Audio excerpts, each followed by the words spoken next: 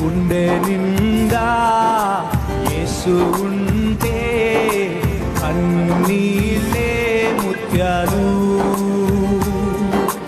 గుండె గుడిలో యేసు ఉంటే దుఃఖమైన సంతోషం. గుండె నిండా యేసు